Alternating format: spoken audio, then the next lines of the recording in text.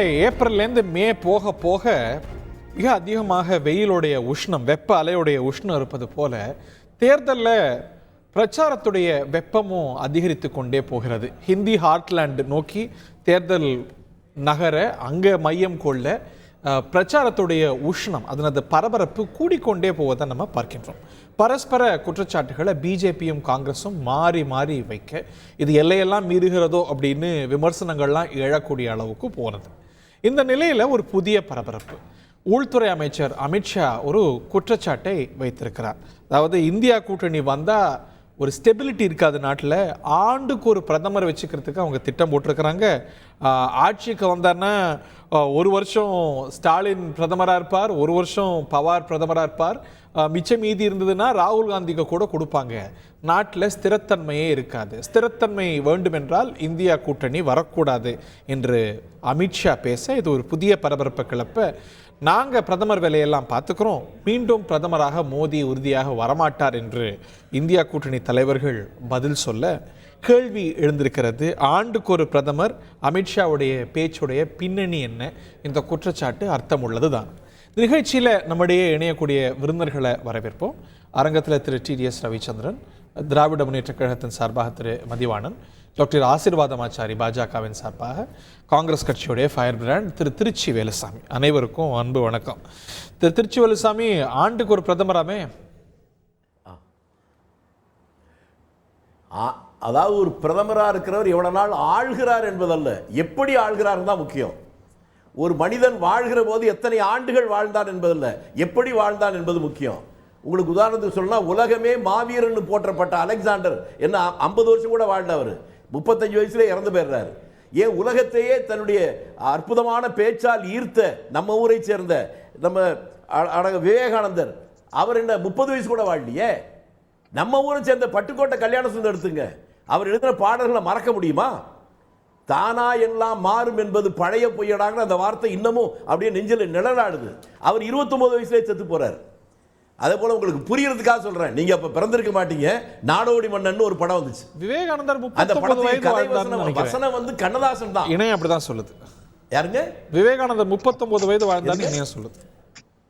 Right, 39 வச்சுங்க, என்ன இருக்கு, அது ஒரு பெரிய வயசு இல்லையே. சரி, 80 வயசானா எதுக்காக இவன் வாழ்றான்னு தெரியல, வாழ்ந்துட்டு இருக்க மத்தியில 39 வயதுல உலக புகழ் ஈட்டினார். நான் அதை சொல்ல வர்றேன், அதை நான் சொல்றேன். அதாவது நாடோடி மன்னன் படத்துல மன்னனை போலவே உருவ ஒற்றுமை இருக்கிற ஒரு நாடோடி இருப்பான். அந்த மன்னனுக்கு பதிலாக ஒரே ஒரு நாள் மன்னராக உட்கார வச்சு ஒரு கூட்டம் அழகு பார்க்கும். அவர் உத்தரவு போடுவார், வரிசையா சொல்ல சொல்ல அதிர்ச்சி ஆயிடுவாங்க. அதுல ஒரு வரி எனக்கு நினைவு இருக்கு, குடிசைகள் கொளுத்தப்படும் பார். ஏன்னு கேட்பாங்க, தேவையில்லாத காரணத்தால். அது ஒரே நாள் தான். அதே போல நீங்க பார்க்கறதுக்கு வாய்ப்பு இருந்த படம் முதல்வன் ஒரு படம் வந்துச்சு, நம்ம அர்ஜுன் நடிச்சது. ஒரு நாள் முதல்வன் நடிச்சார். அந்த ஒரு நாளைக்குள்ளேயே பெரிய மாற்றங்களை கொண்டு வந்தார். நீங்க தமிழ்நாடு வரலாறு எடுத்துக்கொண்டா, சுதந்திரம் அடைந்த உடனே முதலமைச்சர் ஓமாந்துரார், அடுத்து குமாரசாமி ராஜா, அதுக்கு அடுத்து ராஜாஜி, அதற்கு பின்னால் காமராஜர் வர்றார். அந்த 3 பேரும் முழுதாக 2 ஆண்டுகள் கூட ஆள முடியல. ராஜாஜி இந்த நாட்டுடைய கவர்னர் ஜெனரல் இருந்தவர். கடைசி காலத்தில் அவருக்கு சாப்பிடுறதுக்கு கல்கி தோட்டத்தில் தான் சாப்பாடு போட்டாங்க. இன்று வரை அவருடைய ஆட்சி காலத்தில் அவருக்கு விரல் நீட்டி யாரும் சொல்லல. அதற்கு முன்னால் இருந்தவர் குமாரசாமி ராஜா, அவருடைய சொத்துக்களை கட்சிக்கு எழுதி வச்சார், மக்களுக்கு எழுதி வச்சார். அங்க இருக்கிற மருத்துவமனை அவர் பேர அவர் கொடுத்த இடம் தான். காங்கிரஸ் கொடுத்த இடத்துக்கு நேரு பவன் பெரிய பிரம்மாண்டமான மாளிகை இன்னைக்கு அங்க இருக்கு. அவர் ஆட்சியை பற்றி இன்னும் யாரும் ஒரு குறிப்பிட்டு கூட விரல் நீட்ட முடியல. அமித்ஷா சொல்றது ஒரு அவதூறா இருக்கலாம் அப்படின்னு விமர்சனம் எழும்போது வாய்ப்பு இருக்கும். ஒரு வருஷம் ஒரு பிரதமர் அப்படிங்கிற திட்டம் இருக்கும். நீங்க சொல்றது பார்த்தா அப்படி ஒரு இம்ப்ரெஷன் வரக்கூடும். கிளாரிஃபை பண்ணுங்க. அதை நான் சொல்லல. நான் என்னன்னா, எவ்வளவு நாள்கள் இருக்கிறார்கள் என்பது முக்கியம் இல்ல. 10 ஆண்டு காலங்கள் வெறும் பிள்ளையார் மாதிரி அப்படியே இடிச்சு வச்ச பிள்ளையார் மாதிரி இருந்திருக்கிறத விட இருப்பது 10 நாள் இருந்தாலும் மக்களுக்கு என்ன செஞ்சாங்கன்னு நான் கேட்கிறேன். ஓமாந்துரா இருந்த காலத்துல தான் முதலாக இந்தியாவையே திரும்பி பார்க்க வைக்கிற பல மாற்றங்களை கொண்டு வந்தார். பிற்படுத்தப்பட்ட மக்களுக்காக இடஒதுக்கீடு அவர் தான் கொண்டு வந்தார். அவர் தான் நம்ம ஸ்ரீவில்லிபுத்தூர் கோபுரத்தை தமிழ்நாடு அரசு சின்னமாக கொண்டு வந்தார்.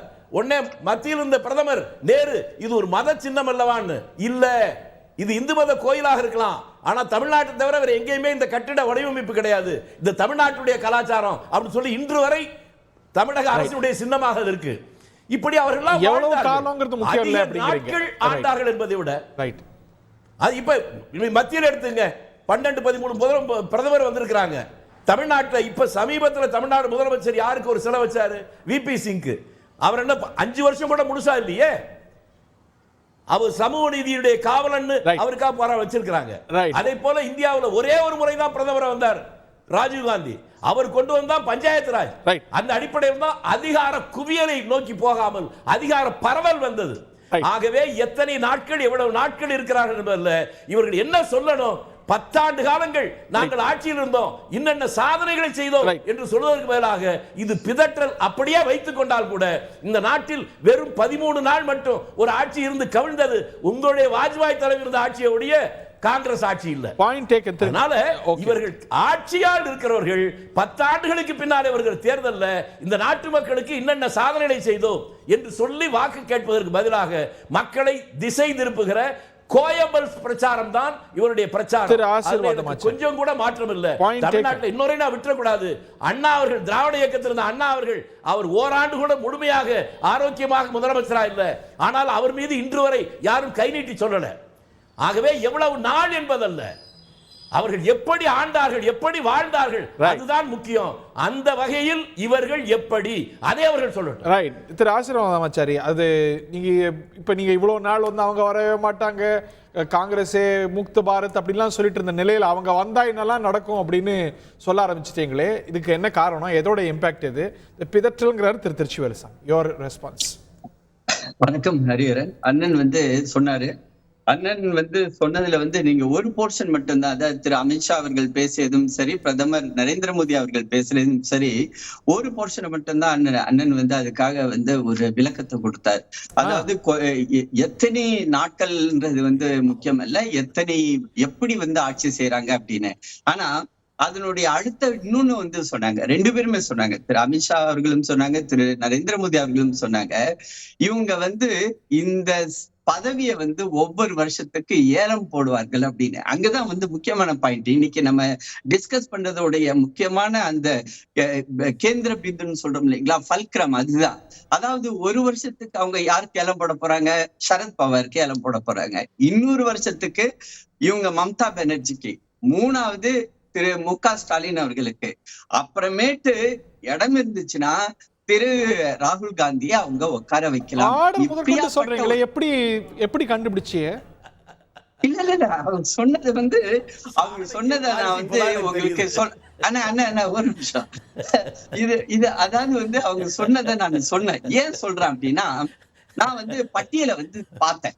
அதாவது ஒரு பிரதமர் நரேந்திர மோடி அப்படின்றது ஒரு எங்களுடைய கூட்டணியுடைய பிரதம வேட்பாளர். ஆனா அவரை கொஞ்ச நேரம் நான் இந்த இடத்துல இந்த விவாதத்துல அதை விட்டு தள்ளி நான் விவாதிக்கணும் அப்படின்னு பார்த்தா, என்னங்க நரேந்திர மோடி தள்ளி போறீங்க? இல்ல ஒரு நிமிஷம், தள்ளி போடலன்னா இந்த விவாதத்துல நான் அடுத்த ஸ்டேஜுக்கு நான் வரேன். அடுத்த ஸ்டேஜுக்கு நான் வரேன். என்ன வரேன் அப்படின்னா, நம்மளுடைய நாட்டோட பிரதமர்கள், அதுவும் குறிப்பாக 1989 இருந்து திரு விபி சிங், அதுக்கப்புறமேட்டு வந்த திரு சந்திரசேகர், அதுக்கப்புறமேட்டு பி.வி. நரசிம்மராவ் முழுக்க முழுக்க அவர் ஆட்சியை புரிந்தார். அதுக்கு பிறகு திரு H.D. தேவகவுடா, அதுக்கப்புறம் இந்தர் குமார் குஜராத், அதுக்கப்புறம் அடல் பிஹாரி வாஜ்பாய் அவர்களோட இது வருது. இப்போ இந்த 4 பேர் பிரதமர் ஒண்ணு நான் சொன்னது திரு விபி சிங், 2வது சந்திரசேகர். இப்ப விபி சிங்குடைய ஆட்சியிலேயே கூட அண்ணன் சொன்னாரு, விபி சிங் ஆட்சியில மண்டல் கமிஷன் கொண்டு வந்தாங்க. எஸ், மண்டல் கமிஷனை கொண்டு வந்தார். ஆனா அந்த மண்டல் கமிஷனுடைய ஆர்டர் கூட அவரால் பாஸ் பண்ண முடியல. ஏன்னா அதுக்கப்புறம் உடனடியாக அங்கு ஒரு ஆட்சி மாற்றம் நிகழ்கிறது.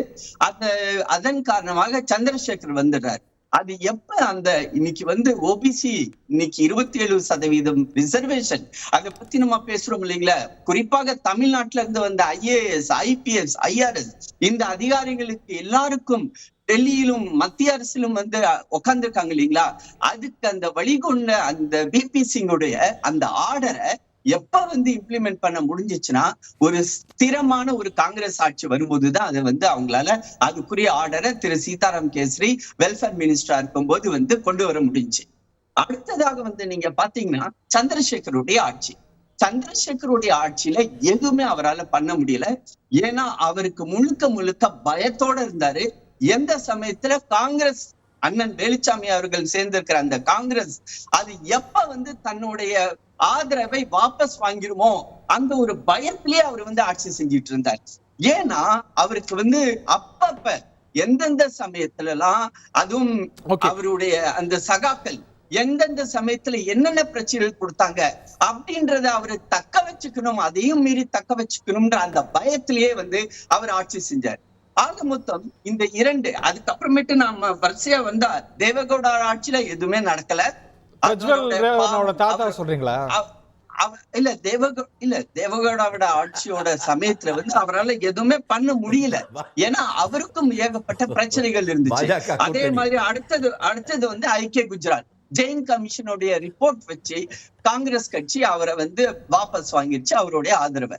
இப்போ 4 பேருடைய உதாரணத்தை நான் எதுக்காக இங்க சொன்னேன்னா, இந்த 4 பேரோட தொடர்ந்து அவங்களுடைய 5 வருஷத்துக்குடைய ஆட்சி அங்க இருந்துருந்துச்சுன்னு வச்சுக்கோங்களேன், கொஞ்சம் நஞ்சமாவது ஏதாவது நல்லது செஞ்சிருக்கலாம். ஆனா அதுக்குரிய வாய்ப்பு இல்லை. ஏன் பிரதமர் நரேந்திர மோடி அவர்களும் அமித்ஷா அவர்களும் இதை மேற்கொண்டு இதை பத்தி சொன்னாங்க அப்படின்னா, உங்களுக்கு ஸ்திரமான ஒரு ஆட்சி வேணும் என்றால் ஒரு பிரதமர் 5 வருடங்களுக்கு தேர்ந்தெடுக்கப்பட வேண்டும் என்றால் எங்களுக்கு ஓட்டு போடுங்கள், திரு நரேந்திர மோடி அவர்களுக்கு ஓட்டு போடுங்கள். எங்களுடைய ட்ராக் ரெக்கார்ட் 5+5 10 வருஷம் இருந்திருக்குது. அடுத்தது 5 வருடம் வரும்போது என்டிஏ கூட்டணிக்கு பாஜக ஓட்டு போடும்போது ஒரு ஸ்திரமான ஒரு ஆட்சியை நாங்கள் கொடுப்போம். நீங்கள் தப்பி தவறி இந்தி கூட்டணிக்கு நீங்கள் ஓட்டு போட வேண்டிய ஒரு சூழ்நிலைக்கு நீங்கள் தள்ளப்பட்டால் கூட இப்படியாப்பட்ட ஒரு வருஷம் ஏலம் போடக்கூடிய பிரதம மந்திரி பதவிதான் நீங்க பாக்குறீங்க. நாட்டோட வளர்ச்சி, நாட்டோட பாதுகாப்பு, நாட்டுடைய இறையாண்மை, இது எல்லாத்துக்கும் பெரிய பெரிய கேள்விக்குறிகள் உங்கள் முன்னால் எழும். இந்த பிரச்சாரம் ஈடுபடாதா திரு மதிவான்?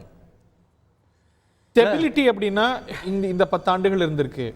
இப்படி பலர் வந்தா பலரும் இந்த சீட்டு பிரிச்சுக்கிறதுலே இவ்வளவு பிரச்சனை இருக்கு. ஸோ இந்த ஒரு பிரச்சனை வரும் அப்படிங்கிற அவங்களுடைய பிரச்சாரம் மக்கள் மத்தியிலே ஈடுபடமா படாது. இல்லை, வேலுசாமி என்ன சொன்னார் இல்லை, அதுதான் நிதர்சனமான உண்மை. நீங்கள் எத்தனை வாட்டி ஆண்டு இருக்கீங்கன்னு கிடையாது, எப்படி ஆடுறீங்கன்றது தான் முக்கியமான ஒரு விஷயம். ஒன்று. ரெண்டாவது, அவர் என்ன சொல்கிறாருன்னா, இங்கே இத்தனை பேர் பிரதமர் ஆகுறாங்கன்னு சொல்கிறாரு. உண்மையாகவே இந்த பக்கம் பிரதமர் ஆகிறதுக்கு இத்தனை பேருக்கு தகுதியான நபர்கள் இங்கே இருக்காங்க, அந்த பக்கம் அந்த தகுதியான நபர்கள் இல்லைன்றத அவர்களே ஒப்புதல் வாக்குமூலம் இதை கொடுத்துட்றாங்கிறத அவர் உணர்ந்தா நல்லா இருக்கும். அதே மாதிரி அண்ணன் போகிற போக்கில் என்ன சொன்னார்னா, விபி சிங்கோட ஆட்சியை பற்றி பேசினார். விபி சிங் ஆட்சியை கலைக்கப்படுறதுக்கு யார் காரணம்? பிஜேபி தானே. அது இல்லைன்னு சொல்லுவீங்களா? 1991 96 நரசிம்மராவ் ஆட்சியில் 92 பாபர் மசூதி இடித்து கலவரத்தை உண்டு பண்ணது யார்? பிஜேபி தானே. இதெல்லாம் யாருமே இல்லைன்னு பேச முடியாதுல்ல. நீங்கள் ஆட்சின்றது மக்களுக்காக தான் இருக்கணும். ஏன் 10 வருஷம் இந்த நாட்டை நாசம் பண்ணது உங்களுக்கு பத்தலையா? இன்னொரு 5 வருஷம் வேணுமா? கொஞ்சம் யோசிச்சு பேசுங்க சார். இந்த நாட்டில் இன்றைக்கி இருக்கிற மத பிரச்சனையிலேருந்து வேலையின்மை பிரச்சனை எதை பற்றியும் பிரதமர் பேச மாட்டாரு. இன்றைக்கி பேசணுன்னா ராஜ்புத்தர் பற்றியில் பேசுங்க. உங்கள் எம்பி கேண்டிடேட் என்ன பேசினார் அதை பற்றி பேசுங்க. ரேவண்ணா பற்றி இன்றைக்கி பேசுங்க. ஏன் அதை பற்றிலாம் பேச மாட்டீங்க? ஈஸியாக போய் ஓட்டி ஒழிஞ்சுக்கிறீங்க. அப்போ உங்களுக்கு ஒரு தோல்வி பயம் வந்துடுச்சு. தேர்தலில் இந்த வாட்டி எதை சொல்லி பேசுதுன்னு உங்களுக்கு விஷயம் இல்லாதனால அந்த கேள்வி எடுப்படாத. எங்கள்கிட்ட ஒரு பிரதமர் வேட்பாளர் இருக்கார், இங்க இன்னார் இந்த கூட்டணி வெற்றி பெற்றால் இன்னார் பிரதமராக வருவாருங்க, இந்த குழப்பெல்லாம் கிடையாதுங்கன்னு உங்கள்கிட்ட ஒரு டெஃபினிட்டிவ் ஆன்சர் இருக்கா? இல்லை சார், இந்த நாட்டுடைய அரசியலமைப்பு சட்டம் எப்படி சார் இருக்கு? எம்பிக்கு நம்ம ஓட்டு போட போறோம், எம்பி எல்லாம் சேர்ந்து பிரதமர் தேர்ந்தெடுக்கும். இதுதானே சார் நாட்டுடைய கட்டமைப்பு. நீங்க ஒரு முதல்வரை முன்னிறுத்துறோம்ல. இல்ல சார், இன்னைக்கு நீங்க புதுசா ஒரு ஃபார்மேட்டை வச்சுக்கிட்டு நீங்க அதிபர் ஆட்சிக்கு எடுத்துன்னு போகணுன்ற நோக்கத்தை நோக்கி நீங்க எடுத்துன்னு போறீங்க.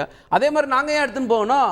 நாங்க ஜனநாயக முறைப்படி தேர்தலை சந்திக்கிறோம். எங்களுக்கு என்ன பிரச்சனை இருக்கு சார்? இந்த நாட்டில் யார் ஆளணுன்றதை விட யார் ஆளக்கூடாதுன்னு நம்ம தெளிவா இருக்கிறோம். மோடி திரும்ப இந்த நாட்டை ஆளக்கூடாது. திரும்ப நாட்டை ஆண்டா திரும்ப நம்ம எல்லாம் நடுத்தரில் தான் போய் நிற்கணும். அதில் எந்த மாற்று கருத்தும் கிடையாது. ஏதாவது ஒரு இடத்துல இந்த நாட்டை பற்றி பேச சொன்னால், ஒரு தேர்தல் அறிக்கை பற்றி சொன்னால் தேர்தல் அறிக்கையில் என்ன இருக்குதுன்னு பேசணும். அதை விட்டுட்டு ஒரு கட்சியோட தேர்தல் அறிக்கைன்னு எப்படி நீங்கள் பேசுவீங்க? அப்போ அது தேர்தல் தோல்வி பயம் தானே. அதை பேசுகிற பிரதமர் இன்னைக்கு ரேவண்ணாவை பற்றி பேச சொல்லுங்க. அதை பேசுகிற பிரதமர் பேசும்போது ராஜ்புத்தரை பற்றி பேசுகிறாருல, அதை பற்றி பேச சொல்லுங்க. ஏன் அதெல்லாம் பேச மாட்டாரு?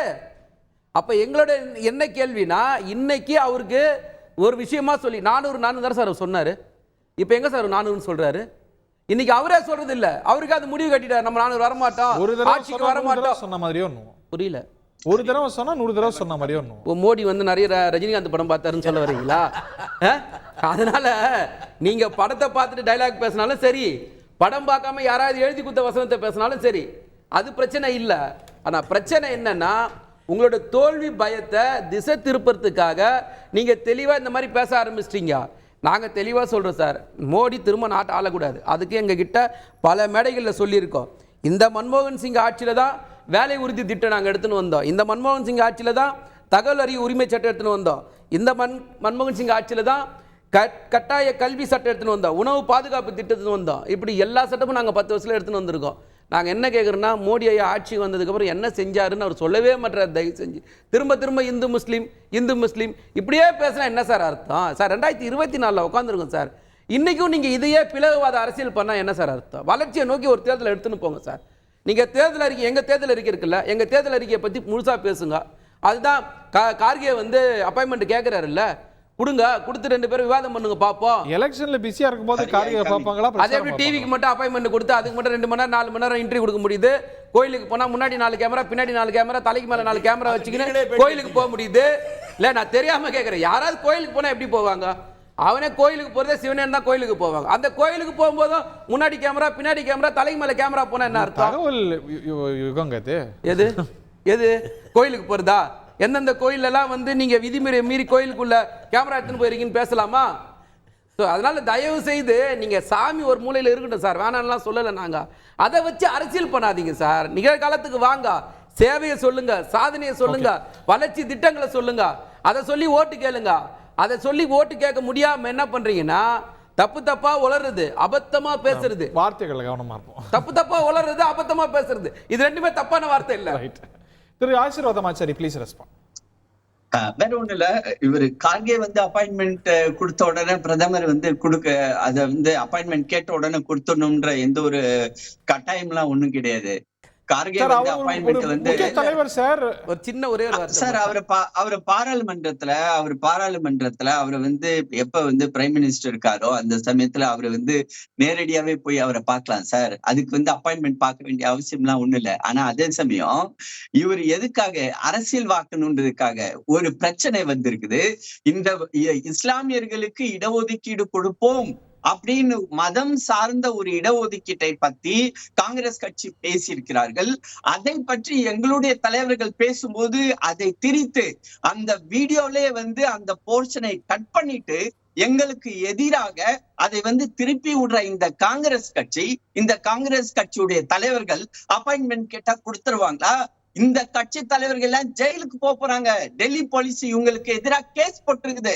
ஆல்ரெடி சம்மன் இஷ்யூ பண்ணி வச்சு வீடியோவை டாக்டர் பண்றது எவ்வளவு பெரிய தப்பு அப்படின்றது இவங்களுக்கு தெரியணும். டெல்லி போலீஸ் சம்மன் பண்ணிருக்குது இவங்களுடைய சீஃப் மினிஸ்டர், தெலுங்கானாவுடைய சீஃப் மினிஸ்டருக்கு கூடிய விரைவில் 1ஆம் தேதி அவர் இங்க ஆஜராகணும். அவர் அரெஸ்ட் ஆகலைன்றதை நீங்களே பாருங்க.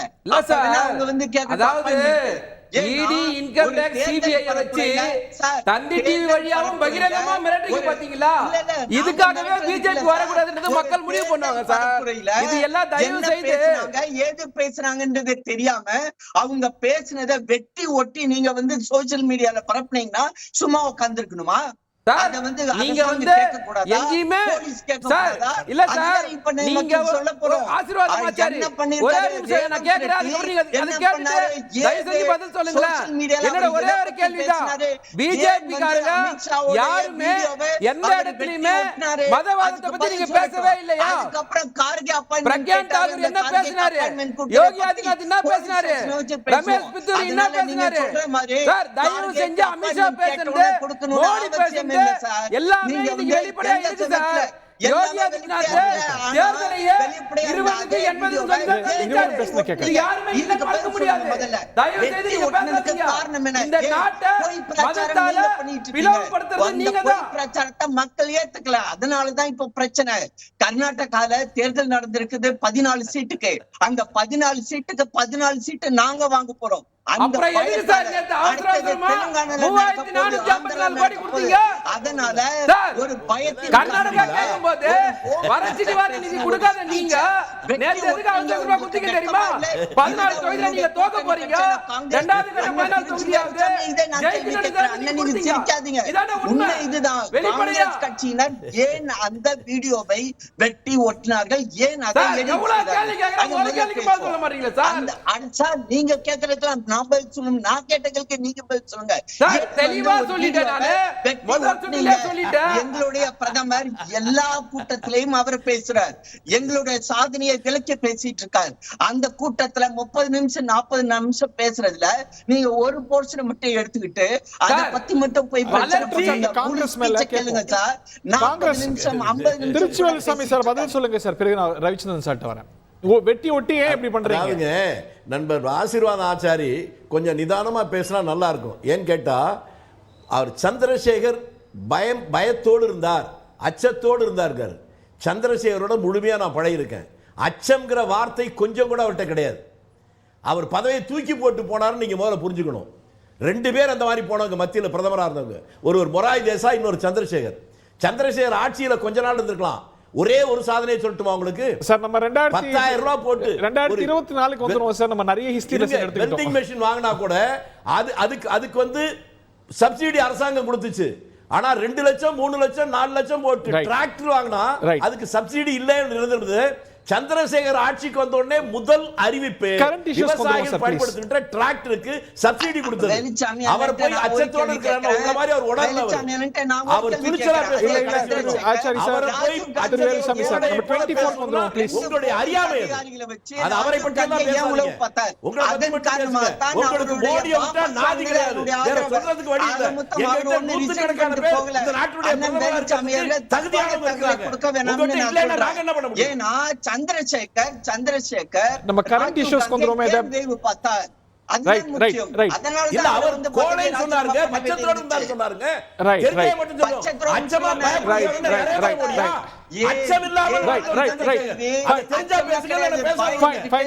அங்க ஆதரவு இல்லாத காரணத்தால அவரு ரிசைன் பண்ணார். நீங்க வரலாற்றை மாத்தி நம்ம 24க்கு வந்துருவோம். நம்ம 24க்கு வந்துருவோம். டிடிஎஸ் ரவிச்சந்திரன் கேட்கலாம். டிடிஎஸ் ரவிச்சந்திரன் இப்ப அவர் வைக்கிற குற்றச்சாட்டு என்னன்னா, நீங்க வந்து சாதனைகளை விட எதிர்கட்சி மேல குற்றச்சாட்டு, அவங்க வந்தா இதுவாயிடும், சொத்தை பிரிச்சிருவாங்க, இங்க வந்தா வந்து 4 பிரதமர் இருப்பாங்க, 5 பிரதமர் இருப்பாங்க அப்படின்னு ஒரு நெகட்டிவ் டோன்லயே ஒரு 10 வருஷம் ஆளுங்கட்சியா இருந்த ஒரு கட்சி எடுக்கக்கூடிய லைனா இது ஆஃப்டர் 10 இயர்ஸ். ஸ்டெபிலிட்டிங்கிறத பற்றி தேர்தலுக்கு ஒரு நாளைக்கு முன்னாடி பேப்பர் விளம்பரம் பெருசாக கொடுத்தது வந்து இந்திரா காந்தி அம்மா. இந்த நாட்டில் ஸ்திரத்தன்மை வேணும்னு முதல்ல சொல்லி ஒரு தேர்தலில் பேசினது இந்திரா காந்தி அம்மா. அதற்கு காரணமாக என்ன இருந்ததுன்னு சொன்னால், ஏன் ஒரு ஆண்டு கூட ஒருத்தர் இருக்க மாட்டாருன்னு ஏன் சொன்னோம் அப்படின்னா, குஜரால் 11 மாதம், தேவேகவுடா 11 மாதம், சந்திரசேகர் 8 மாதம், பிபி சிங் 11 மாதம், சரண் சிங் 6 மாதம், மொரார்ஜி தேசாய் ஐயா மட்டும்தான் 27 மாதம் இருந்தார். நரசிம்மராவ் ஒரு 5 வருஷம் இருந்தார். மன்மோகன் சிங் ஐயா முதல் 5 வருஷம் இருந்தாலும் அடுத்த 5 வருஷத்தை முடிக்க முடியாம கம்யூனிஸ்ட் கலைச்சிருக்கானுங்கிற மாதிரி வாஜ்பாய் 13 நாள் இருந்தாலும் இல்ல, வாஜ்பாய் பெருமகனார். அதுக்கு கடைசியில் நான் சொல்லிடுறேன்னா நான் நல்லா சொல்லுவேன்னா, தெளிவாக சொல்லுவேன்னா, பிரச்சனை இல்லைண்ணா. மொரார்ஜி தேசாய் ஐயா 27, நரசிம்மராவ் 5 வருடம், மன்மோகன் சிங் ஐயாவோட 2வது டேர்மில் கம்யூனிஸ்ட் கவுத்துருச்சு 4.5 வருஷம். இதுதான் இந்த நாட்டில் நடந்த ஏங்க 2000 தேர்தல் 2009 எதுக்குங்க தேர்தல் அவசரமா வந்தது? 5 வருஷம் முடிஞ்சு 2004 எலெக்ஷன் சார். 2009 எப்போ வந்ததுன்னு பாருங்க. 5 வருடம் முடிஞ்சு வரலங்கிறத புரிஞ்சுக்கோங்க. அதனால தான் அவங்க ஜெயிச்சாங்க. ஆட்சி அமெரிக்க விஷயத்துல கலைக்கப்பட்டதுனால தான் அவங்க ஜெயிச்சாங்க. ஏங்க கலைக்கப்படுறது இல்லைங்க, அதாவது அந்த முன்னாடியே ஆதரவு வாபஸ் வாங்கினாங்க கம்யூனிஸ்ட். அதனால தான் 2வது தேர்தலே வந்தது. ட்ரஸ்ட் ஓட்ல ஜெயிச்சாங்கங்கறது கரெக்ட் மீ சார். கரெக்ட். 5 வருடம் முழுசா இல்லாம திரு Achari sir, is it right or wrong? இல்ல 2004க்கு வந்து பிறகு அவங்க 2009 வரை 5 வருஷம் கம்ப்ளீட் பண்ணாங்க. அந்த சமயத்துல தான் கம்யூனிஸ்ட் வந்து அமெரிக்க பிரச்சனையை சார் வெல்ல போனாங்க. ஆட்சிக்கு அவர்ல தேர்தல் வாபஸ் வாங்கினாலும் கம்யூனிஸ்ட் ஆஃப் வாபஸ் அவங்க வந்து அந்த மெஜாரிட்டியோடயே ஒத்துக்கறாங்க. ஏன்னா மத்த கட்சிகள் வாஜ்பாய்ங்கிற பெருமகனார் ஒத்துக்கறேன் சார், ஒத்துக்கறேன். வாஜ்பாய்ங்கிற பெருமகனாருக்கு நடந்தது வந்து 13 நாள் 13 மாதம். அதுக்கப்புறம் 5 வருடம் அவர்கிட்ட இருக்கும் பொழுது இந்த 4.5 வருடம் அப்படிங்கிற அடிப்படையில் அது வந்து முடிஞ்சது. காரணம், திமுக சில எதிர்ப்புகளை தெரிவிக்க ஆரம்பிச்சு. ஸ்திரத்தன்மைங்கிற வார்த்தையை பயன்படுத்தியது first of all Indira Gandhi. அவங்க தான் இந்த நாட்டுக்கு ஸ்டெபிலிட்டி வேணும்னாங்க. அதற்கப்புறம் ரொம்ப நாளைக்கு பிறகு ஸ்டெபிலிட்டியை உணர்த்த வேண்டிய அவசியம். அந்த ஆட்சியை கவுத்தது அதிமுக ஒரு ஓட்டுல. தப்பே சொல்றீங்க. ஏங்க அது 98 கதை வேறங்க. நான் 13 நாள் அதிமுக தான் கவுத்துது ஆட்சியை. சரிங்க, திமுக இல்ல. நான் எனக்கு என்னங்க திமுக இருந்தா அதிமுக பிரதமரா யாரும் தொடர்ந்து இருக்கலங்கிற பிரச்சனைக்கு நான் பதில் சொல்றேன்.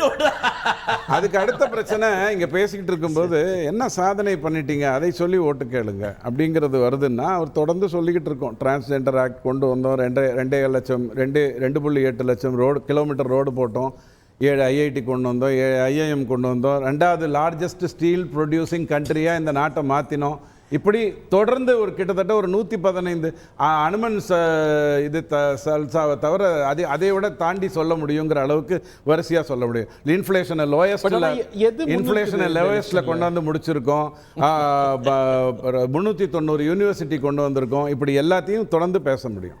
இப்போ இஷ்யூ என்ன அப்படின்னு கேட்டால், அமித்ஷா அவர்கள் சொன்னது ஸ்டெபிலிட்டியை நோக்கி வாங்கன்னு ஏன் சொன்னாங்கன்னா, இவங்க குறைஞ்சபட்சம் 4 மாநிலத்திலேயாவது ஒரு ஒப்பந்தத்துக்கு வந்திருந்தாங்கன்னா, இந்தி கூட்டணி 4 இடத்துல சந்திச்சாங்க இல்லையா, 4 மாநிலத்திலேயாவது ஒரு ஒப்பந்தம். ஆப் வந்து டெல்லியில் நானும் தோக்க போகிறேன், நீ வந்து தோத்துக்கோ, ஆனால் பஞ்சாபில் நான் அதெல்லாம் விட முடியாது, உனக்கு நான் சீட்டு கொடுக்க மாட்டேன்ருச்சு. ஆப்பு டெல்லியில் சீட்டு கொடுக்குது, பஞ்சாபில் கொடுக்க மாட்டேங்குது. மமதாவோ அந்த வேலையெல்லாம் கிடையவே கிடையாது, முடிச்சுட்டு கிளம்பு அப்படின்ட்டு போயிடுச்சு. காங்கிரஸில் ராகுல் காந்தி ஐயாவுக்கே சீட்டு கொடுக்கறதுக்கே இந்த இந்தி கூட்டணியால் உதவ முடியல. இவங்க எல்லாரும் ஒன்றா பேசி, இதை பாருங்க கம்யூனிஸ்ட் நீங்கள் வாபஸ் வாங்க, அவர் வயநாட்டில் இருந்தால் தான் ஜெயிப்பார், வேறு பக்கம் எங்கேயும் போக முடியாது, இப்படி கூட பேச முடியல. இந்த சூழ்நிலையில் தான் சொல்கிறோம், ஐயா ஆட்சிக்கு வர்றதுக்கு முன்னாடியே உங்களால் ஒரு கூட்டணின்னு ஒன்று ஃபார்ம் பண்ணி குறைந்தது ஒரு 2 மாநிலத்திலேயாவது தேர்தல் கூட்டணி அப்படின்னு உங்களால் அமைக்க முடியாமல் இருக்கு. நீங்கள் எப்படி வந்து ஆட்சி பண்ண போகிறீங்கன்னு சொன்னால் நீங்கள் வரப்போகிறீங்கன்னு அர்த்தம் இல்லை. 7 to 9 தொடங்கினீங்கன்னா அந்த பிரச்சனை ஊற்றிக்கும் அப்படின்னு கேலண்டரை பார்த்து ராகு காலத்தை பார்த்து சொல்லிடலாம். அதுக்காக அந்த பிரச்சனை ஊற்றணும்னு நான் நினைக்கிறேன்னு அர்த்தம் இல்லை. ராகு காலத்தில் தொடங்கினா அது ஊற்றத்தான் செய்யும். அதைத்தான் நாங்கள் எடுத்து சொல்கிறோம். 2வது ரொம்ப முக்கியம் வந்து இந்த அப்பீஸ்மெண்ட், அதாவது வந்து முஸ்லீம் இப்போ கிறிஸ்டியன் என்றெல்லாம் பிரித்து, இதுக்கு இந்த ரொம்ப ஒரு சுவாரஸ்யமான வார்த்தை வச்சிருக்கேன், இங்கே பதில் வாங்கிட்டு வரேன். திரு மதிவாணன் அவர் சொல்கிற மாதிரி இந்தியா கூட்டணி உருவாறதுலேருந்து, கூட்டணி பகிர்றதுலேருந்து இவ்வளோ பிரச்சனை இருக்குது. ஸோ இவங்க ஆட்சிக்கு வந்தால் இந்த குழப்பம் தொடரும் அப்படிங்கிற ஒரு வாதம், அந்த நரேட்டிவ் வலுவானதான். அவர் என்ன சொன்னார், ஏதாவது ஒரு மாநிலம் சொன்னார், டெல்லியில் பேச்சுவார்த்தை ஒழுங்காக முடிச்சிருக்கோம். 2 மாநிலம் ஒன்று சொல்லு, டெல்லியில் முடிச்சிருக்கோம், பஞ்சாப்ல முடிச்சிருக்கோம்,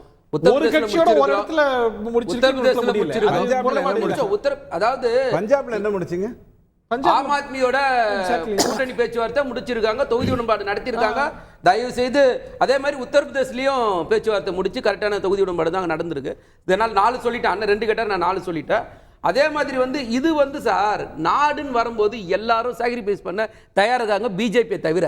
சார் அந்த சாக்ரிஃபைஸ் தொகுதி உடன்பாடுல வந்திருக்கணும்ல சார். நான் திரும்ப தொகுதி உடன்பாடு வந்து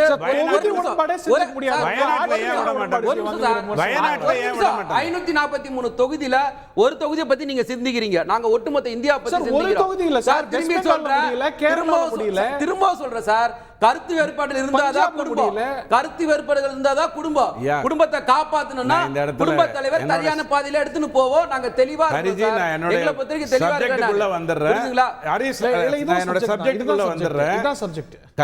கல்யாணம் ஆனதுக்கு அப்புறம் கருத்து வேறுபாடு இருக்கிறதுங்கிறது சுதந்திரம், ஒருத்தருக்கு ஒருத்தர் கொடுத்துக்கிறது. நிச்சயதார்த்தத்திலேயே அது நடந்ததுன்னா தான் அதுக்கு பேர் வந்து கட்டம் சரியில்லை. குடும்ப தலைவர் 2 பேரும் அது முடிவு பண்ணுவாங்க, அதெல்லாம் பண்ணுவாங்க. அடுத்தது இன்னொன்னு சொன்னது என்னன்னா, நாங்க வந்து சரி நீங்க பேசுங்க. மேனிஃபெஸ்டோல 2 பேரும் அற்புதமா கொடுத்துருக்கோம். திமுக சொல்றது நாடு பூரா 1000 ரூபாய் கொடுப்பேன், காங்கிரஸ் சொல்ல நோ 8500 ரூபாய் கொடுப்பேன். இவங்களுக்குள்ள அந்த கொடுக்குறேங்கிறதுல கூட ஒரு ஒற்றுமை இல்லாத ஒரு மேனிஃபெஸ்டோ. 2வது என்ன சொன்னாங்கன்னா, சீட்டு பிரித்து கொடுக்கறதெல்லாம் ஒரு பெரிய விஷயமா, எப்படி வேணாலும் பிரித்து கொடுத்துருவோம். அறநிலைத்துறையினுடைய லோகோ என்ன தெரியுமா? அது வந்து கோவில். இப்போ லோகோ காணாமல் போயிடுச்சு, லோகோ மாற்றினாங்க தெரியுமா? அறநிலையத்துறையில் வாய்மையை வெல்லும் கதையை விட்டுருங்க, அது தமிழ்நாட்டுக்கான லோகோ. அறநிலையத்துறையினுடைய லோகோ மாற்றி விட்டாங்க. ஏன் மாற்றினாங்கன்னு யாருக்குமே தெரியாது. இப்போ ரீசெண்டாக நடந்தது இல்லை, லோகோ வந்து அறநிலையத்துறையோட லோகோவா இருந்தது, கோவில் கோபுரம். தப்பு சம்பந்தம்லாம் வேற. ஏங்க அறநிலையத்துறை லோகோ மாத்தலையா? சமீபத்தில் மாத்தலையா? அது இந்து அறநிலைத்துறை தானே. இந்த வார்த்தைக்கு எப்படி தொடர்பு? நான் எப்படி சொல்றேன்னா, கோவிலை கொண்டு வந்து வைத்தோம், நேரு கேட்டார், எதுங்க கோவில் வைத்தீங்கன்னா 1 மாதம் வரணும். நோ அது இன்ஜினியரிங், அதனால தான் நாங்கள் வச்சோம் அப்படின்னாங்க. அந்த இன்ஜினியரிங் அறநிலைத்துறையில் ஊற்றி முடிச்சுன்னு சொல்கிறேன். சின்ன பயலே பாட்டை நீங்கள் பாடுறதா இருந்தால் வேலுசாமி ஐயா முக்கியமாக பாட வேண்டியது வேப்பமர உச்சியிலிருந்து பேய் ஒன்று ஆடுதுன்னு விளையாட்டாக சொல்லுவாங்கங்கிற மாதிரி இந்த பிஜேபி வந்தால் மதம் வந்துடும், கலவரம் வந்துடும், உன்னுடைய இந்த இடஒதுக்கீடெல்லாம் போயிடும்னு இந்த வேப்ப மரத்தில் இருக்கிற பூதத்தை பற்றி ஒரு கதை சொல்கிறீங்களே, அதைத்தான் பட்டுக்கோட்டை கல்யாண சுந்தரம் ஐயா சொன்னார். ஐயா இப்படி தான் ஏமாற்றுவாங்க, நீ அதிலெல்லாம் கவலைப்படாத, பிஜேபி கொண்டு போய் ஓட்ட போடு அப்படின்னு. குமாரராஜா முத்தையா ஸ்கூலை பத்தி நீங்க மட்டும்தான் உலகத்துல ஏமாத்த முடியும், வேற யாராலையும் முடியாது. இல்லைங்க, அப்படி ஒருத்தர் ஏமாத்தினா அதுக்கு பேர் ஏமாத்தது இல்லைங்க, அதுக்கு பேர் வந்து சர்வாதிகாரம். அப்படி பண்றதே ஒரு மாநில நீதிமன்றமே இந்த மாநிலத்துக்குள்ள இருந்தா அமைதி கெட்டு போயிடும் அப்படின்னு மாநிலத்தை வெளியே அனுப்பின அரசியல் தலைவர் யாருன்னு உங்களுக்கு துணிவு இருந்தா பகிரங்கமா சொல்லுங்க பாப்போம். எனக்கு தெரியாது, ஆனா எனக்கு அதை பத்தி தெரியாது சொல்லிருக்காங்களா? நான் சொல்றேன், எனக்கு அதை பத்தி தெரியாதுல்ல, அப்ப பேசாம இருங்க, தெரிஞ்சு பேசுங்க. இல்ல நான் எனக்கு தெரிஞ்சது நான் பேசுறேன் ஐயா. ஏன் நான் தமிழக அரசுடைய சின்னத்தை பத்தி பேசுறேன், நீங்க தமிழக அரசு அதை விட்டுட்டு வேற ஏதோ சொல்றீங்க. அறநிலையத்துறை தமிழகத்தை சார்ந்தது தானங்க. இந்தியா இல்ல, முக்கியமா ஒரு பாயிண்ட்க்கு நான் வந்துடுறேன் ஐயா, கொஞ்சம் எல்லாமே முக்கியமான பாயிண்ட் தான். அதாவது எல்லாமே முக்கியமான பாயிண்ட் தான், இல்லைன்னு சொல்ல. அடிப்படையில் வந்து பிரதமர் வந்து எத்தனை பாட்சா படம் பார்த்தாருன்னு எனக்கு தெரியாது, ஆனா அவர் எத்தனை ரகுவரனை பார்த்திருக்காருங்கிறது எனக்கு நல்லா தெரியும். இன்னொரு ரகுவரன் எல்லாம் பார்க்க வேண்டி இருக்குது, மொத்தமா முடிச்சுட்டா வேலை முடிஞ்சதுங்கிறது தான் வராரு. ஐயா கோவிலுக்கு ஒரே ஒரு வரி தான், கோவிலுக்கு போகும்போது நீங்க கேமரா எடுத்துட்டு போறீங்களா இல்லையாங்கிறத பத்தி எனக்கு கவலை இல்லை, ஆனா வயலுக்கு போகும்போது கேமரா எடுத்துட்டு போனீங்க, அரசியல்வாதி ஷூ போட்டு போனீங்க பாத்தீங்களா, அதைத்தான் நாங்க தப்புன்னு சொல்றோம். வயலுக்கு ஷூ போட்டுட்டு போனீங்களா, கோயிலுக்குள்ள கேமரா எடுத்து வர கூடாதுன்னு கோயில் என்ட்ரன்ஸ்ல போர்டு வச்சிருக்காங்க. கோவிலுக்கு என்ட்ரன்ஸ்ல போர்டு வச்சிருந்தாங்க, அனுமதி பெற்று எடுத்துட்டு வரலாம். இந்த ஸ்ரீரங்கத்து கோயில்ல வெளியில போர்டு வச்சிருக்காங்க, அதே பேசுறது, அதே கோயிலுக்குள்ள ரெண்டு கேமரா எடுத்து ஏன்னா விளம்பரம் பிரதமருக்கு தேவைப்படுறது விளம்பரம். அதே கோவில்ல தான் செக்யூரிட்டி இந்துக்கு காப்பி ரைட்ஸ் வாங்கி வச்சிருக்க மாதிரி ஒரு விளம்பரம் பண்றாரு. அதே கோவில்ல தான் செக்யூரிட்டி கேமரா வச்சிருக்காங்க, தெளிவா நாங்க சொல்றோம். அதே கோவில்ல தான் வச்சிருக்காங்க. சட்டம் என்ன சொல்லுதோ அத மதிக்கணும்ன்றதுதான் மோடி ஐயாக்கு நாங்க சொல்றது, பிஜேபி நண்பர்களுக்கு நாங்க சொல்றது, சட்டத்தை மதிக்காம போகாதீங்கன்றது நாங்க சொல்றது. அதே மாதிரி இந்த அறநிலையத்துறை பத்தி பேசுறாரு, எந்த இடத்துல சிம்பல்லாம் மாத்தல, நெட்ல கூட செக் பண்ணி பாருங்க. அறநிலையத்துறையோட லோகோ மாத்தலையா? எனக்கு புரியவே இல்ல, நான் ஏதோ ஆஸ்திரேலியா டிவில பேசிட்டு இருக்கேன். இந்திய அறநிலையத்துறையினுடைய லோகோ மாற்றப்பட்டதா இல்லையாங்கிறது, இந்து அறநிலையத்துறை மாற்றப்பட்டதா இல்லையாங்கிறது நீங்க போய் பார்த்து சொல்லுங்க. ரைட், திருச்சி வேலுசாமி கிட்ட இந்த பகுதி ஆரம்பிக்கணும்னு நினைக்கிறேன். நீங்க வந்து பல விஷயங்கள் உங்களால ஒரு உடன்பாட்டுக்கு வர முடியாத உங்களால எப்படி ஒரு பிரதமர் வேட்பாளர்ல உடன்பாட்டுக்கு வர முடியும், அதுல முரண்பாடு நிறைய இருக்கும் அப்படின்னு அமித்ஷா சுட்டி காட்டினா அது எடுபடாத திருச்சி வேலுசாமி. இல்ல, முரண்பாடுகள் இல்லாமல் மனித வாழ்க்கையே இல்ல. வாழ்க்கையே ஒப்படைத்துக் கொண்ட கணவனுக்கு மனைவிக்கே முரண்பாடு வருதே, அதனால முரண்பாடு இருப்பது தவறல்ல, முரண்பாடுகளை கடந்து பொது நோக்கத்தில் அவர்கள் ஒன்றிணைகிறார்களா இல்லையாங்கிறது தான் கேள்வி. அங்கதானே பிரச்சனை, தொகுதியே உடன்படுத்த முடியல உங்களால. சகோதரர் அது முடியலங்கிற, அதாவது சொன்னாலும் புரியாது மண்ணாளும் வித்தை, ஆதரிப்பதை போல எதிர்ப்பது, எதிர்ப்பதை போல ஆதரிப்பது, இதெல்லாம் அரசியல் சாணக்கியத்தனம். அது இன்னும் பின்னால பாருங்க, நாங்க இருப்பதை போல காட்டி இவங்களை உள்ளேயே வரவிடாம பண்ற அது சாமர்த்தியம் என்பது அவர்கள் கொஞ்சம் பெங்கால்ல பிரிஞ்சிருக்கிறது சாமர்த்தியத்தனம், கேரளால பிரிஞ்சிருக்கிறது சாமர்த்தியத்தனம், பஞ்சாப்ல உடன்பாடு ஏற்பட முடியாது சாமர்த்தியத்தனம். நிச்சயமா நீங்க பாருங்க, தேர்தல் முடிஞ்சோடனே பாருங்க, முரண்பட்டிருக்கோம். வாஜ்பாய் இவர் பிஜேபி ஆட்சியில் இருக்கட்டும் சொன்னாங்களா ஆம் ஆத்மி? அல்லது பெங்கால்ல இருக்கக்கூடிய அந்த அம்மையார் வந்து பிஜேபி இருக்குன்னு சொன்னாங்களா? இந்தியா கூட்டணி நண்பர் ஒன்று சொன்னாரு, யாரு காங்கிரஸ் உள்ள வரக்கூடாதுங்கிறாங்களே, மத்தியில் ஆட்சியில யார் வர்றதுதானங்க பேச்சு. அந்த ஆட்சியில பிஜேபி கூடாதுங்கிற தெளிவாயிட்டாங்கல்ல. அவங்க நாளைக்கு அவங்களே அவங்களுடைய 30 MP தான் ஆட்சியை நிர்ணயிக்க போகுதுன்னா இந்தியா கூட்டணி ஆதரிப்பாங்களா பிஜேபி ஆதரிப்பாங்களா? அதை சொல்லுங்க, அதான முக்கியம். நான் அவர்கிட்ட கேட்க வரும்போது, நான் நம்ம சகோதரர் ஆசீர்வாத ஆச்சாரி ஒன்று சொன்னார், எனக்கு ரொம்ப வருத்தமா இருந்துச்சு. கார்கே அப்பாயின்மெண்ட் கேட்டா உடனே கொடுக்கணுமான்னு கேட்டார். உங்ககிட்ட அப்பாயின்மெண்ட் கேட்டது தப்பு தான். அப்பாயின்மெண்ட் கேட்பது நாகரிகத்துடைய அடையாளம். ஒரு பிரதான எதிர்க்கட்சியுடைய தலைவர் அப்பாயின்மெண்ட் கேட்டா கொடுக்க மாட்டீங்க. அது கடந்த காலத்தில் நடந்திருக்க. தமிழ்நாட்டை சேர்ந்த எம்பிக்கள் 40 பேருக்கு மேற்பட்டவர்கள் ஒரு முறை அல்ல 2 முறை தம்பித்துறை தலைமையில் ஊர்வலமா போய் பிரதமரை பார்க்கிற போது அப்பாயின்மெண்ட் கொடுக்கிற அந்த நேரத்தில் உள்ள கஜோதும் கௌதமிக்கு தான் தனியா அப்பாயின்மெண்ட் கொடுத்து பார்த்தவர்தான உங்க பிரதமர். ஒரு நாட்டுல ஜனநாயகத்துல வந்து ஜனநாயக பிரதிநிதிகளுக்கு அப்பாயின்மெண்ட் தர மாட்டேன் ஆனா மற்றவர்களுக்கெல்லாம் கொடுப்பேன் என்று சொல்வதை எப்படி இவர்கள் நினைக்கிறாங்க தெரியல. அவர் புரிஞ்சுக்கிறதுக்காக சொல்றேன். உங்க ஊர் ஸ்ரீரங்கத்துல ஜோதி வெங்கடாசலம் எம்எல்ஏ ஆகி இந்த தமிழ்நாட்டுடைய அமைச்சரவையில முக்கியமான அமைச்சராக இருந்தார். அதற்கு பின்னால கவர்னரா இருந்தார். கவர்னர் பதவி போனதற்கு பின்னாலே அவருடைய உழைப்பால் வணிகத்தால் ஈட்டியதில் வைத்திருந்த வீட்டை சென்னையில பெரிய பிரம்மாண்டமான வீட்டை வித்தார். அதுதான் வரலாறு. உங்க ஜெய்ஷாவுடைய கதை என்ன? 50,000 ரூபாய் முதலீடு போட்டு 80 கோடி சம்பாதிக்கிறதா உங்க விதை. உங்க ஐடி எங்க போச்சு? இன்கம் டாக்ஸ் எங்க போச்சு? அதெல்லாம் எங்க போச்சு? ஆக எல்லாமே தப்பா தான் நடக்குது. ஆட்சியில நாங்க எல்லா சாதனையும் செஞ்சாங்க. ஜனவரி பிப்ரவரியை தவிர நீங்க வரி போடாத எது சொல்லுங்க? எல்லாத்துக்கும் வரி போட்டீங்களே. அவர் என்ன ரோடு போட்டேன்னு சொன்னாரு. திருச்சியில இருந்து சென்னைக்கு போனாவே ஒரு கார்ல போனா அந்த டோல்ல கொடுக்கறதே நம்ம பஸ்ல போற டிக்கெட்டை விட கூட இருக்கு. இதுதான் மக்களுக்கு செய்யற சேவையா? நாங்க குவார்டர் கட்டணம் இல்ல பஸ் போறதுக்கு, எல்லாம் கார் போறதுக்கு, ஏன் மோட்டார் சைக்கிள் வாங்கினா குவார்டர் கட்டணம் இல்ல, ரோட் டாக்ஸ் கட்டணம் இல்ல, அதெல்லாம் எங்க போகுது? லட்சக்கணக்கான கோடி ரூபாய் வரியா வாங்குறீங்க. நீங்க வரி போடாத ஏதாவது ஒண்ணு சொல்லுங்க, அதுக்கப்புறம் பேசுவோம். இவ்வளவு வரி எல்லாம் எங்கே போகுது? மக்களுக்கு என்ன போய் சேர்ந்து இருக்கு?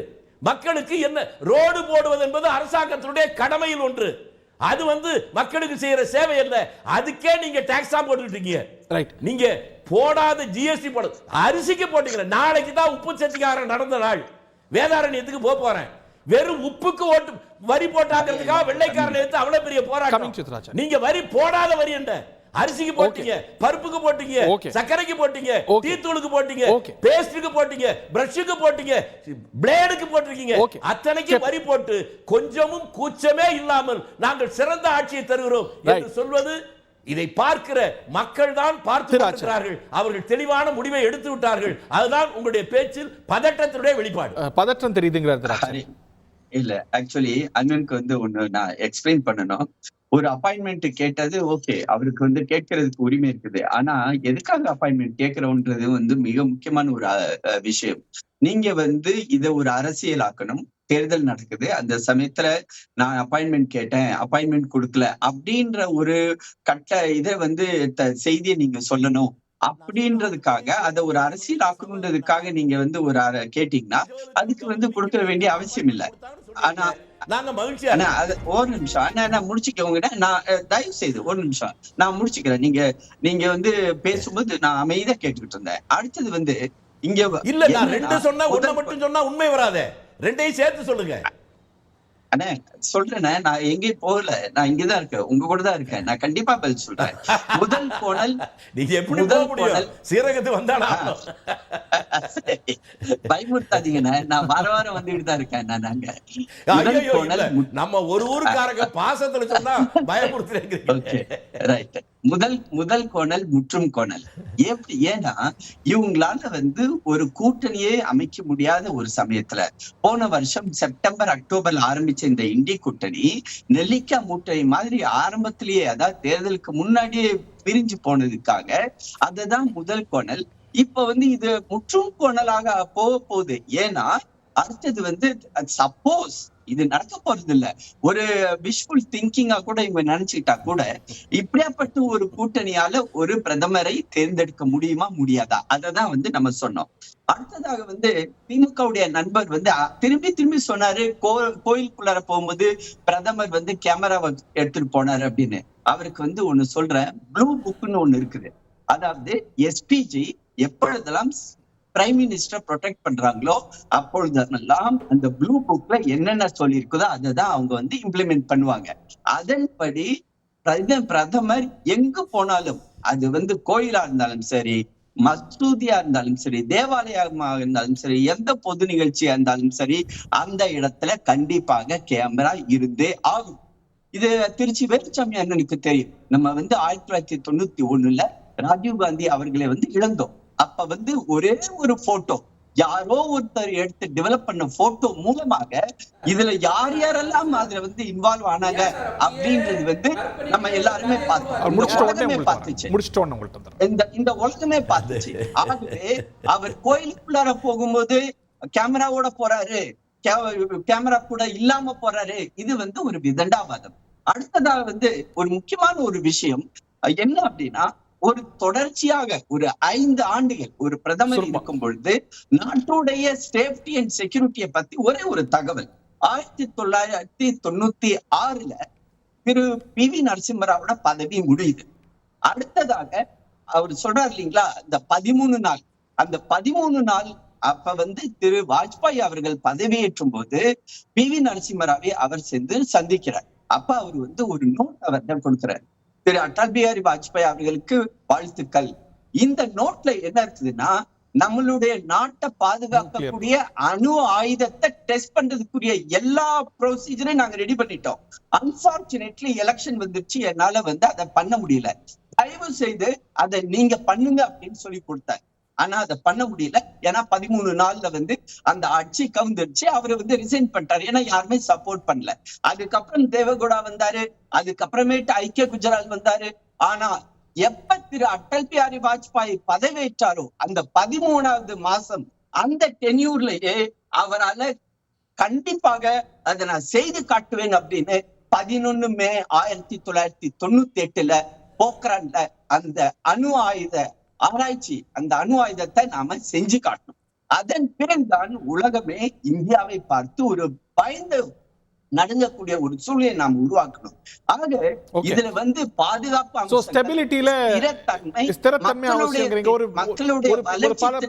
பல கட்சிகள் இருக்க கூட்டணி ஆட்சியால ஒரு ஸ்திரத்தன்மை முடியாது அப்படின்னு அவர் சஜஸ்ட் பண்றாரு. உங்களோட இறுதி கருத்து சார், அவர் என்ன சொல்றாருன்னா, அந்த கோயிலுக்கு SPG பாதுகாப்புன்னு சொல்றாரு. மோடி எல்லாத்தையும் பழைய சட்டத்தை அப்படியே ஃபாலோ பண்றாரா? அதனால சொல்றேன். அதனால உங்களுக்கு வேணும்னா வசதியா வச்சுப்பீங்க, வேணாம்னா ஒத்தி வச்சிருவீங்க. அதுக்குள்ள போல நான் என்ன கேட்டேன்னா, என்ன வளர்ச்சின்னு கொடுக்குறீங்கன்னு கேட்டேன். கடைசி வரைக்கும் விவாதம் மாதிரியே முடிய போது. நீங்க வளர்ச்சியை பத்தியே பேசல. நதிகளை இணைக்கிறேன்னு சொன்னீங்க, எங்க இணைச்சிங்கன்னு பதில் சொல்ல. வேலையின்மை பத்தி பேசல, மதவாதத்தை பத்தி பேசல, ஊழல் ஒழிப்பை பத்தி பேசல, புல்லட் ரயிலை பத்தி பேசல, தனிநபர் கடனை பத்தி பேசல, வர்த்தக பற்றாக்குறையை பத்தி பேசல. மொத்த விவாதமும் முடிஞ்சு போச்சு.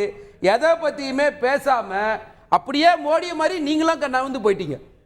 வளர்ச்சியை சொல்லி ஓட்டு கேளுங்கன்னு சொன்னா நீங்க எந்த இடத்துல வளர்ச்சியை பத்தி சொல்லாம ரோடு போட்டுன்னு கிடையாது சார். பெட்ரோல் விலையில நம்ம எப்பயும் பேசுறதா. தயவு செய்து பார்த்து பாருங்க, 30 நிமிஷம் 40 நிமிஷம் அவர் முதல்ல ஆரம்பிக்கும் போதே வளர்ச்சியை பத்தி தான் பேசுறாரு. உங்களுக்கு நான் கேக்குறேன்ல சார், நீங்க வளர்ச்சியை பத்தி பேசுறாருன்னு சொல்றீங்க சார். உங்களுடைய டிரான்ஸ்லேஷன் பத்தி பாருங்க சார். பிரதமர் நரேந்திர மோடி இத பேசல, பொய்யான தகவல் நீங்க பதிவு பண்ணாதீங்க. இதுதான் ஒரே நிமிஷம். விலைவாசியை பத்தியோ, வேலையின்மை பத்தியோ, மதவாதத்தை பத்தியோ, பிரதமர் தனிநபர் கடன் பத்தியோ இந்த பிரதமர் அதுதான் உண்மை. அதை விட்டுட்டு பொய்யா சொல்லுங்க.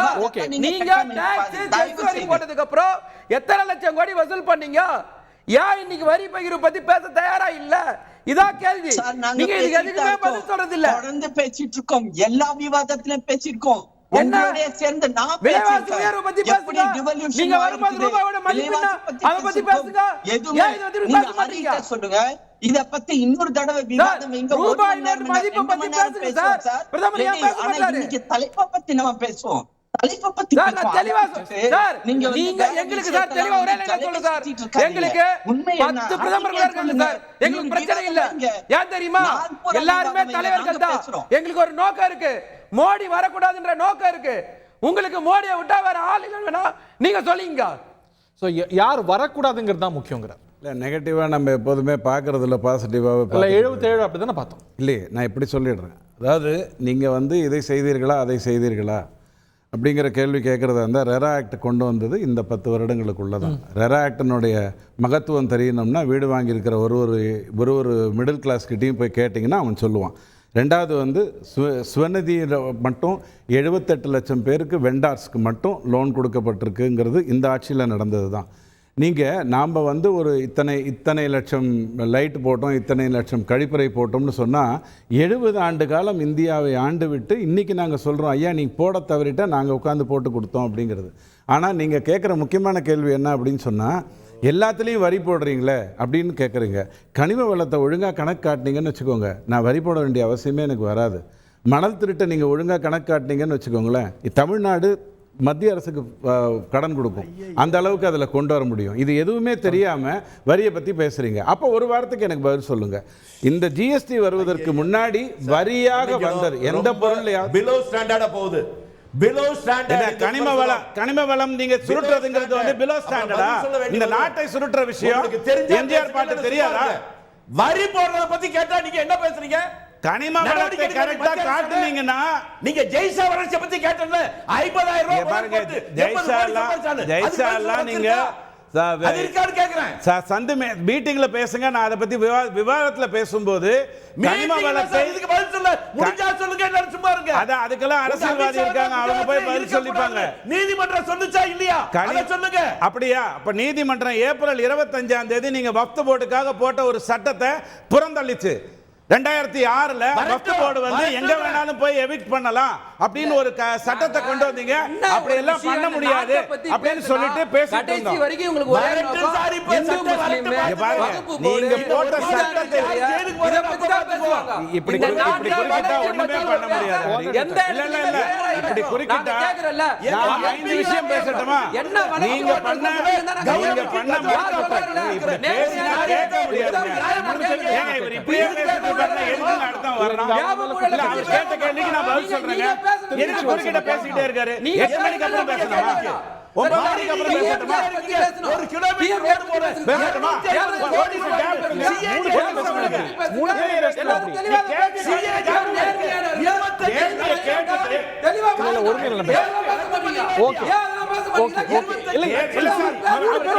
நான் பதில் சொல்றேன் சார். 3 பேர் ஒரு சமயத்துல பேசினாங்க. உங்களுக்கு பேர் காரணம் என்ன தெரியுமில்ல? சார் தெரியும் சார். ஓகே, அப்ப நான் உங்களுக்கு ஒரு நிமிஷம் இருங்க, அமைதியா இருங்க. அதாவது இந்த நாட்டில் பிரைம் மினிஸ்டர் ரிலீஃப் ஃபண்டுங்கிறது காங்கிரஸ் பிரசிடென்ட் கையெழுத்து போட்டால் தான் கொடுக்க முடியுங்கிற மாதிரி இருந்ததுனால தான் அதை தூக்கிட்டு பிஎம் கேர்ஸ்ங்கிற ஒரு விஷயத்தை கொண்டு வந்தாங்கிறத நல்ல பத்திரிகைகள் எல்லாத்துலயுமே வந்திருக்கு, உங்களோட வந்திருக்கு. அதை வைத்துக் கொண்டு பேசுங்க. ஆனால் அது தெரியாம பிஎம் கேரை பத்தி பேசாதீங்க. எனக்கு பேசுறதுக்கு இன்னும் ஒரே ஒரு பாயிண்ட் முக்கியமா இருக்கு. நேரு ஐயா இந்தியா பூரா வெளிப்படைத்தன்மையா இல்லன்னு கேக்குறோம். கனிம வளத்துல இல்ல, அதான் நான் சொன்னேன். மணல் திருக்கல இல்ல, அதான் நான் சொன்னேன். முக்கியமா நான் இந்த பாட்டு ஐயா இல்ல, ஒரு நிமிஷம் நான் வரேன். எனக்கு சந்தோஷ் காளியை பத்தி பேச தெரியும். ஒண்ணுமே பிரச்சனை இல்ல. அப்ப ராஜ்புத் பத்தி பேசுங்க, ரேவண்ணா பத்தி பேசுங்க. இன்னைக்கு பிரச்சனை 4 மாசம் பிரச்சனை இல்ல, இன்னைக்கு ரேவண்ணா பிரச்சனை இல்ல. பிஜேபி கேட்டா பதில் சொல்ல விடுங்க. அதுக்கு சும்மா கத்திக்கிட்டே இருந்தீங்கன்னா அப்படியே உட்காருது. இது தேவையான பேர். கேள்வி கேட்டு கேப்பிடுங்க. அத பத்தி பேசணும். அத பத்தி என்னங்க கேள்வி கேட்டுட்டு பதில் கேப்பிடலன்னா எப்படிங்க பேசுறது? பதில் வாங்க. செப்டம்பர் 30 2001 அன்று பாஸ்டன்ல சொன்னா பரவாயில்லை, விதண்டாவாத பேசுறீங்க. அதெல்லாம் நாங்க பாத்துக்கிறோங்க. செப்டம்பர் 30 2001ல நீங்க இன்னைக்கு ரவண்ணாவை பத்தி பேசணும்னு நினைச்சீங்க. கூட்டு அதாவது ஒரு குடும்ப கட்டுக்குள்ள ஒரு ஆட்சி இருந்ததுன்னா அது மாதிரி தான் அவலம் நடக்குங்கிறதுக்கு ஒரு உதாரணம் சொல்றேன். செப்டம்பர் 30 2001ல நாங்க குடும்பத்தை நடத்துறோம், அதனால குடும்பம் இருக்கும். உங்க நடத்துறேன்னா நாங்க ஒரு நல்லா நடத்துறீங்க. நான் சொல்ல வர உதாரணமே வேற. வாஜ்பாய் ஐயா மட்டும் ஒரு இளைஞரை பாஸ்டனில் இருந்து கரெக்டாக செப்டம்பர் 30 காப்பாற்ற முடியாதுன்னு போயிருந்ததுன்னா thank you very much ஒரு தரமா வச்சு பந்து வார்த்தை. வாஜ்பாயே உயிரோட இருந்ததுக்கு காங்கிரஸ் ஆட்சி இல்ல thank you தலைப்புக்குட்பட்டு thank you everybody is audio down. தலைப்புக்குட்பட்டு எல்லாம் இறுதி கருத்து அவதூறுகள் வேண்டாம். இல்ல திருச்சிவலி சாமி thank you audio down திரு மதியவாணன் இறுதி கருத்து. சார், எங்களுக்கு இந்த நாட்டில் யார் ஆளணும் யார் ஆளக்கூடாது, மோடி ஆளக்கூடாதுன்றத ஒற்றை பார்வையில் இருக்கும் சார். அதனால எங்களுக்கு எல்லாருக்குமே இந்த நாட்டில் இருக்க இந்தியா கூட்டணி சேர்ந்த எல்லா தலைவர்களுக்கும் தெளிவான முடிவு இருக்கு. அந்த முடிவு ஜூன் 4ஆம் தேதி பார்ப்பாங்க. திரு ஆசீர்வாதமாச்சாரி ரொம்ப சுருக்கமா இறுதி கருத்து. புது சர்ச்சைகள் இல்ல ஓகே, பிரதமருடைய பரப்புரைகள் எல்லாமே தன்னுடைய 10 வருட ஆட்சி நல்ல ஆட்சி, மக்களுடைய அனைத்து தட்டு மக்களுக்கும் நாங்கள் என்ன செய்தோம் அப்படின்றத அவர் சொல்றாரு. அத சொல்லி அதனுடைய நீழ்ச்சியா எதிர்கட்சிகள் எங்கள் மேல என்னென்ன குற்றச்சாட்டுகள் வைக்கிறாங்களோ அதற்கு நாங்கள் பதில் சொல்கிறோம். பிரதமர் எதுக்குமே அஞ்சாமல் அவர் பதில் சொல்றாரு. ஆனால் எதிர்கட்சிகள் அதில் ஏதோ ஒரு விஷயத்தை எடுத்துக்கொண்டு அரசியல் செய்கிறார்களே ஒழிய அவர்களுக்கு மக்கள் மேல் எந்த ஒரு அக்கறையும் இல்லை. அவர்கள் முழுக்க தாங்கள் எப்படி ஆட்சியை கபலீகரம் பண்ணுவது, இந்த கூட்டணியை எப்படி கொண்டு போய் சேர்த்தாலும் அது சேர முடியாது என்பதை மக்கள் உணர்ந்துள்ளார். தேங்க்யூ. இந்த தருணத்துல நிகழ்ச்சி நிறைவு செய்ய தருணத்துல இருக்கும். நிகழ்ச்சியில பங்குண்ட விருந்தினர்கள் அனைவருக்கும் நன்றி. எந்த அளவுக்கு இந்த பரப்புரை பரபரப்பா இருக்கும் அந்த அளவுக்கு விவாதமும் இல்லாமல் போச்சு. இன்னும் நிறைய நாட்கள் இருக்கு. 3ஆம் கட்டத்தை நோக்கி தான் தேர்தல் இருக்கு. இன்னும் சில கட்டங்கள் இருக்கு. பார்ப்போம். நிகழ்ச்சியில் பங்குகொண்ட விருந்தினர்கள், பார்த்தவர்களுக்கு நன்றி, வணக்கம்.